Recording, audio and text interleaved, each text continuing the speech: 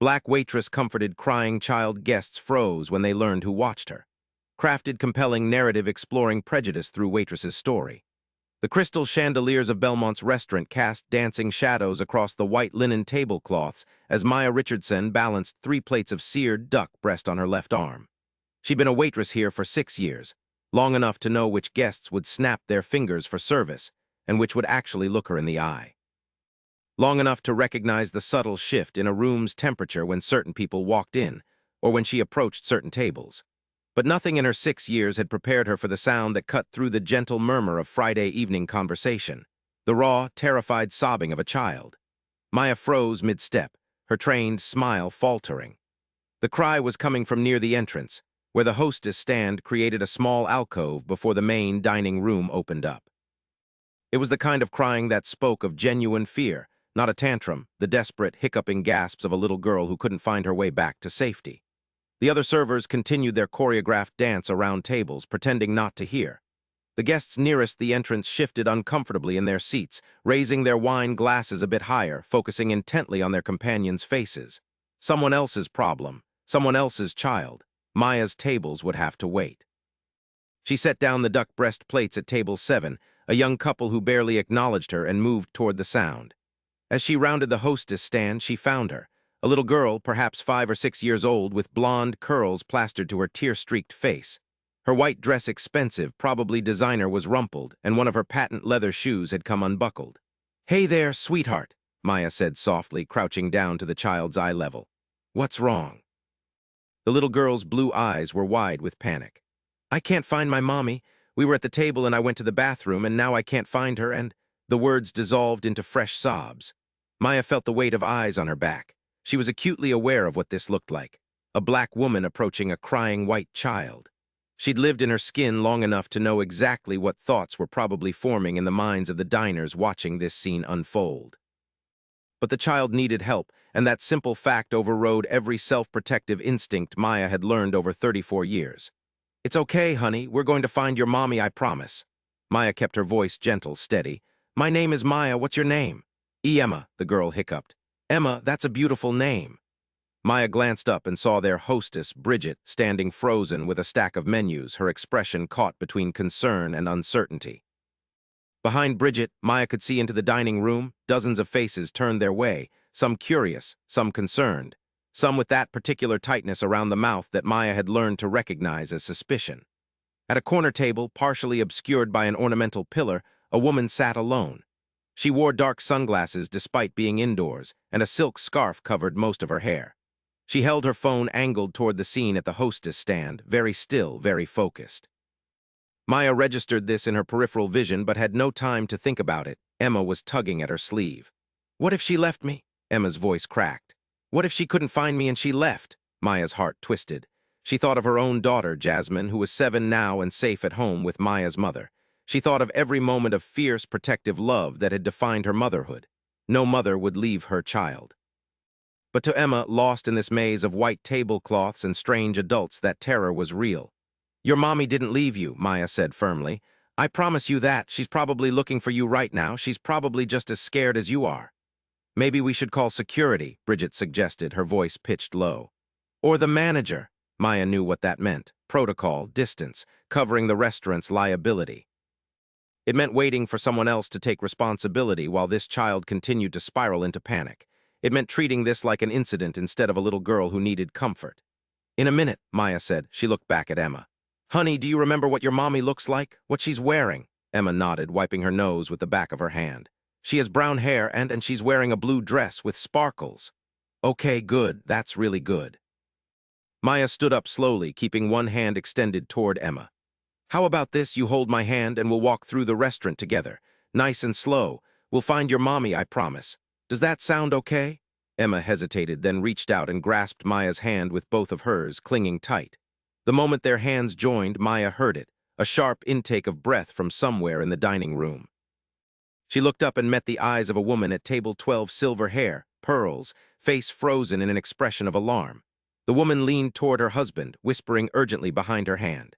The husband's eyes moved from his wife to Maya and Emma, and his jaw tightened. Maya felt Emma's small hand trembling in hers and pushed down the familiar weight of being watched, judged, and found wanting before she'd even done anything wrong. This wasn't about her. This was about a scared child. "Come on, Emma," she said, starting to walk. "Let's find your mommy." They moved into the dining room, Emma pressed against Maya's leg like she was afraid of losing this lifeline. Maya scanned the tables, looking for a woman in blue with sparkles, while simultaneously aware of the ripple effect they created, conversations pausing, heads turning, the subtle but unmistakable shift in the room's atmosphere. At table 15, a man in an expensive suit stood up abruptly as they approached. "Excuse me," he said, his voice carrying that particular tone of authority that expected instant compliance. "Is there a problem here?" Maya stopped, Emma still clutching her hand. "This little girl is looking for her mother. I'm helping her. Perhaps hotel security should handle this," the man interrupted. "Rather than the staff." The implication hung in the air, toxic and familiar. Maya felt Emma's grip tighten even more. The little girl was looking up at the man with fresh fear in her eyes, not fear of Maya, but fear of being pulled away from the only person who'd shown her kindness. "I've got this, sir," Maya said evenly. "We're just looking for her mother, a woman in a blue dress with sparkles. Have you seen anyone matching that description?" The man's wife touched his arm, and he sat back down, but his eyes stayed on Maya with undisguised distrust. They continued walking. Maya's professional smile was locked in place, but inside her heart was pounding. She thought about her phone in her apron pocket, wished she could record this, document it somehow. Because she had learned through bitter experience, how easily a situation like this could be twisted, misremembered, or weaponized against her. Near the back of the restaurant, she saw the woman with the sunglasses still watching, still holding her phone. Something about her posture suggested intensity, purpose. But before Maya could process this, Emma suddenly pulled her forward. There's Mommy." A woman stood up from a table near the kitchen doors, her face pale with panic. She was indeed wearing a blue dress, and it did sparkle in the light from the chandeliers. She looked young, maybe early 30s, with brown hair pulled back in an elegant updo that had started to come loose. "Emma!" The woman rushed forward, nearly knocking over a chair. "Oh my God, Emma!" Emma released Maya's hand and ran to her mother, who dropped to her knees and pulled her daughter into a fierce embrace. "Baby, where were you? I've been looking everywhere. I turned around and you were gone," and her voice broke. "I went to the bathroom and got lost," Emma sobbed into her mother's shoulder. "And Maya helped me. She helped me find you." The mother looked up at Maya over Emma's blonde curls, and the gratitude in her eyes was genuine, unfiltered. "Thank you," she breathed. "Thank you so much." I was about to, she stopped, seeming to realize they were the center of attention in a very quiet restaurant. "Thank you," she said again, more quietly. Maya nodded, forcing a smile that she hoped looked more natural than it felt. "She's a brave girl. She did great." But even as the mother and daughter reunited, Maya was aware of the continued scrutiny. The woman in pearls at table 12 was still whispering to her husband. The man in the expensive suit was typing something on his phone, his expression grim. Other guests were leaning toward each other, conducting their own whispered conferences. And still in the corner, the woman with the sunglasses watched and recorded. Maya felt suddenly, intensely tired. She'd done the right thing, had simply helped a frightened child, but she could feel the invisible threads of judgment tightening around her. In this world, in this restaurant where she served people who would never invite her to sit at their tables, doing the right thing didn't always protect you from being seen as doing the wrong thing. "Maya." It was her manager, Gerald, appearing at her elbow with that particular tightness around his mouth that meant trouble. "Could I speak with you? In the back." Emma's mother looked up, alarmed. "Wait, is she in trouble? She helped my daughter. She was wonderful. Just routine, ma'am," Gerald said smoothly. "I'm sure you and your daughter would like to get back to your table. We'll comp your meal, of course, given the distress." As Gerald guided Maya toward the kitchen, she glanced back and caught Emma's eyes. The little girl waved, a small, uncertain gesture. Maya waved back, then pushed through the kitchen doors, steeling herself for whatever came next. The kitchen was loud with the clatter of dishes and the bark of orders, but Gerald led her to the small office in the back, closing the door to muffle the noise. He didn't sit down, and he didn't invite her to sit either. "What happened out there?" he asked. Maya explained, keeping her voice level, professional, the crying child, the search, the reunion. As she spoke, Gerald's expression remained carefully neutral, which somehow felt worse than outright accusation. "Several guests have expressed concerns," he said when she finished. "Concerns about the appropriateness of you approaching the child, about whether proper protocols were followed." "A child was crying and scared," Maya said, hearing her voice start to rise and forcing it back down. "Was I supposed to ignore her, call security, and let her stand there terrified while we waited?" I'm not saying you did anything wrong, Gerald said, but his tone suggested that, wrong or not, she'd done something problematic. I'm saying that we need to be mindful of how things appear. This is a high-end establishment. Our guests expect a certain discretion. Discretion. Maya understood the code. Stay in your lane. Don't create situations that make wealthy white people uncomfortable. Don't remind them that you exist as anything more than a convenient pair of hands to deliver their food. The mother thanked me, Maya said quietly. Emma wasn't afraid of me. She held my hand. I know, and I'm glad it worked out. Gerald sighed, and for a moment he looked almost sympathetic. Look, Maya, you're a good waitress. You've been here a long time. I'm not writing you up or anything. I just need you to understand that in situations like this, it's better to let management handle it. Okay? Maya wanted to scream. She wanted to ask him exactly what he thought would have happened if she'd walked away from that crying child. She wanted to demand to know if any of the white servers would be having this conversation right now. But she had a daughter at home and rent due next week, so instead she nodded. Okay, she said. Good. Take 5 minutes, then get back out there. Your tables are backed up. As Maya stood alone in the office after Gerald left, she became aware of her hands shaking. She pressed them flat against the desk, breathing slowly, pushing back against the familiar cocktail of anger and helplessness and bone-deep exhaustion. Her phone buzzed. A text from her mother. Jasmine wants to know when you'll be home. She made you a picture. Maya closed her eyes. She thought of her daughter, who was Emma's age just 2 years ago, who would be Emma's age for all the ways the world would judge and limit and question her. She thought of all the times she'd held Jasmine's hand, walked her through scary places, promised her that everything would be okay. She straightened her apron, checked her reflection in the small mirror by the door, professional smile back in place, eyes clear, and pushed back out into the kitchen. But as she returned to the dining room, she didn't notice that the woman with the sunglasses was now standing, preparing to leave. She didn't see the woman pause to speak quietly to Emma's mother, or the way Emma's mother's eyes went wide with recognition. She didn't see the woman glance once more in her direction before slipping out the front entrance. Maya didn't notice any of this because she was too busy being invisible again, being professional, being the perfect server who knew her place and didn't make waves. It would be several hours before she understood that everything had changed. That someone had been watching, yes, but not in the way she'd feared. That sometimes, in the complicated mathematics of justice, being seen could be its own form of salvation. But first, she had tables to serve, and a little girl's frightened face to push to the back of her mind, and another 6 hours of smiling until her face hurt. Maya Richardson had not always been a waitress at Belmont's. Once upon a time, she'd been a college student with a scholarship to state and a dream of becoming a social worker. She'd wanted to help kids like the ones she'd grown up with, kids in the foster system, kids whose families were breaking apart, kids who needed someone to see them and fight for them. Then she'd met Marcus at a party sophomore year. Marcus with his easy smile and big dreams of starting his own business. Marcus who'd made her laugh for the first time since her father died. Marcus who'd gotten her pregnant 3 weeks before finals. They'd tried to make it work. Got married in a courthouse ceremony with Maya's mother and Marcus's sister as witnesses. Moved into a cramped one-bedroom apartment near campus. Maya had taken a leave of absence, planning to return after the baby came. Marcus had started working construction, swearing he'd save enough to launch his business once they got on their feet. Jasmine was born on a Tuesday in March, perfect and terrifying and entirely dependent on them. Maya had held her daughter and felt her entire universe reorganize itself around this tiny, breathing miracle. All her plans, all her dreams, they suddenly seemed abstract compared to the concrete reality of this child who needed food and diapers and a roof over her head. She'd gone back to work 4 weeks later, not to school, to work. Started as a host at a chain restaurant, then moved to serving when she realized the tips could double what she made hourly. Left Marcus when Jasmine was 2 and he'd come home drunk one too many times, raging about everything he'd given up, everything Maya had stolen from him by getting pregnant. You got yourself pregnant? Maya's mother had asked when Maya showed up at her door with Jasmine and 2 suitcases. That's an interesting trick. Didn't realize Immaculate Conception was back in style. Maya had laughed until she cried, and her mother had held her and told her the same thing she'd been telling her since she was Emma's age. Baby, you are stronger than anything this world can throw at you. But you don't have to be strong alone.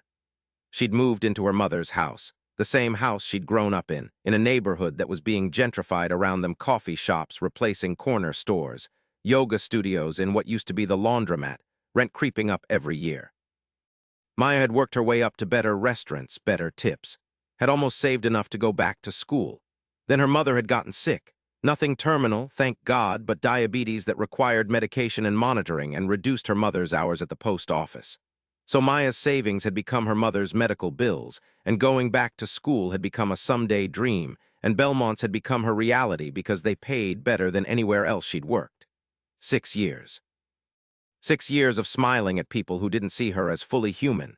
6 years of perfecting the art of invisibility, of being present enough to anticipate needs, but not so present as to make anyone uncomfortable. 6 years of swallowing small humiliations and large injustices because she had a daughter who needed her and a mother who depended on her. But Maya had learned something in those 6 years. There were different kinds of strength. There was the strength it took to walk away from her marriage. The strength it took to go to work the day after she'd been called a racist slur by a drunk guest, and her manager had suggested she'd probably misheard. The strength it took to hold her head high when people like the man in the expensive suit looked at her and saw only suspicion. And there was the strength it took to crouch down beside a crying child and offer help, knowing exactly how it might be perceived, knowing the risk she was taking, and doing it anyway because it was right.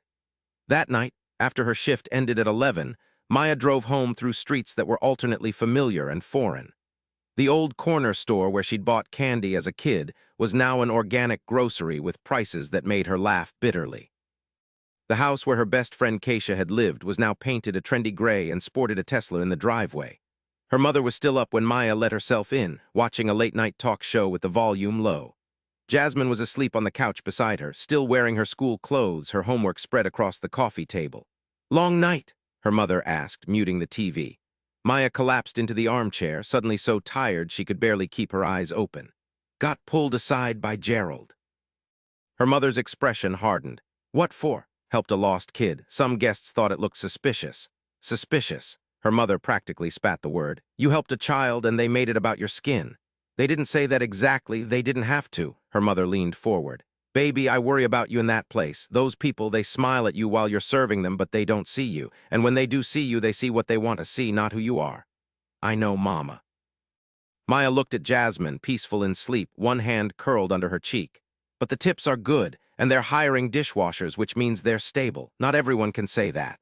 You're worth more than good tips." "I know that, too." Maya stood, moved to the couch, carefully gathering Jasmine into her arms. Her daughter stirred but didn't wake, instinctively curling into her mother's embrace. But sometimes knowing your worth and being able to pay rent are two different things. She carried Jasmine upstairs to the bedroom they shared, Maya's childhood room, now split between a double bed and a twin, Jasmine's stuffed animals colonizing every available surface.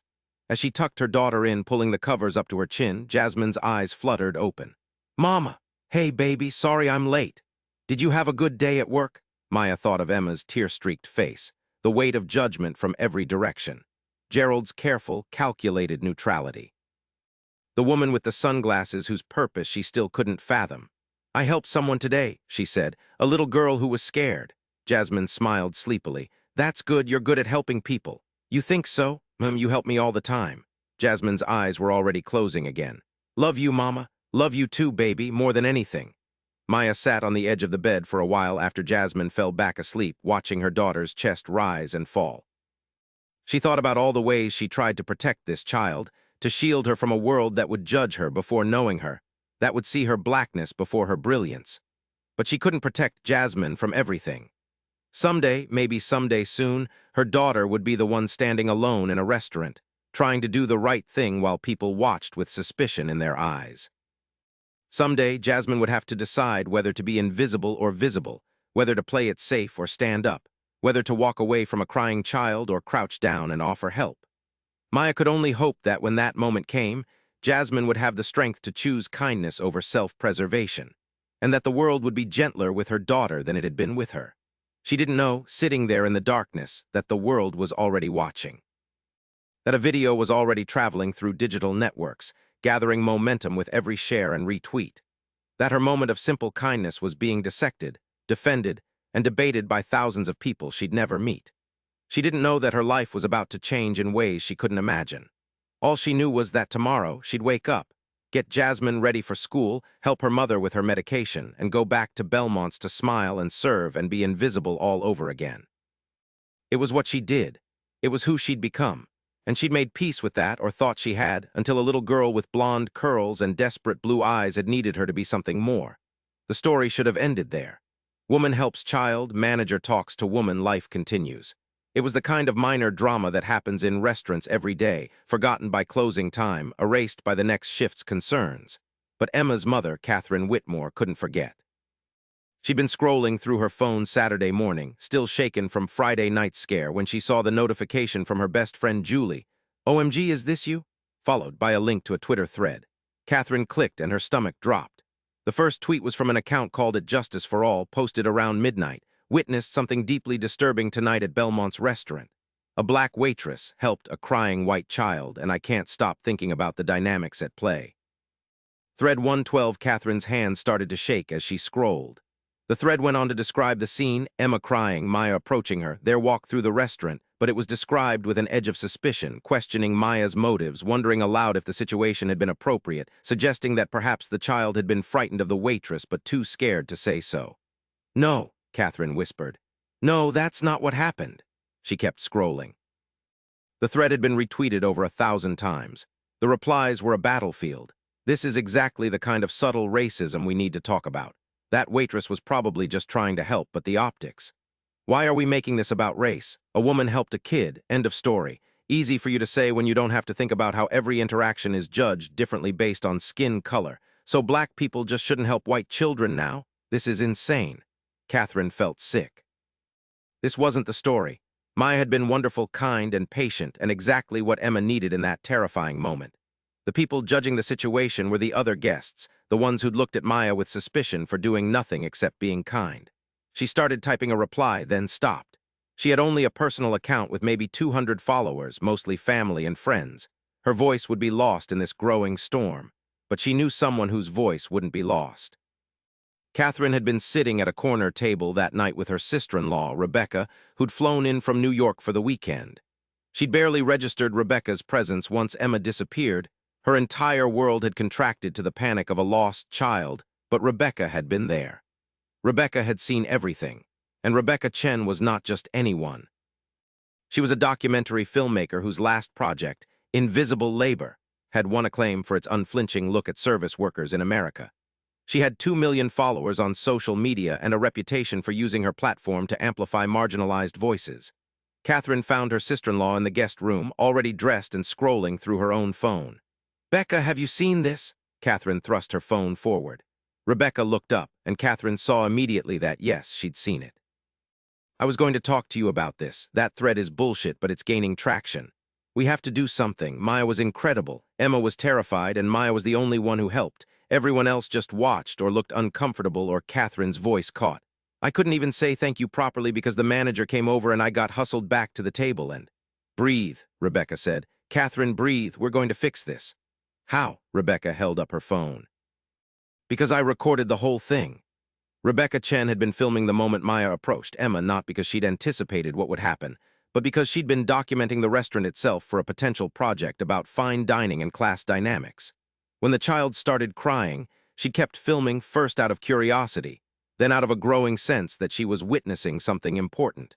She'd captured Maya's approach, the gentleness in her voice that the audio picked up clearly. She'd filmed Emma reaching for Maya's hand, the trust implicit in that gesture.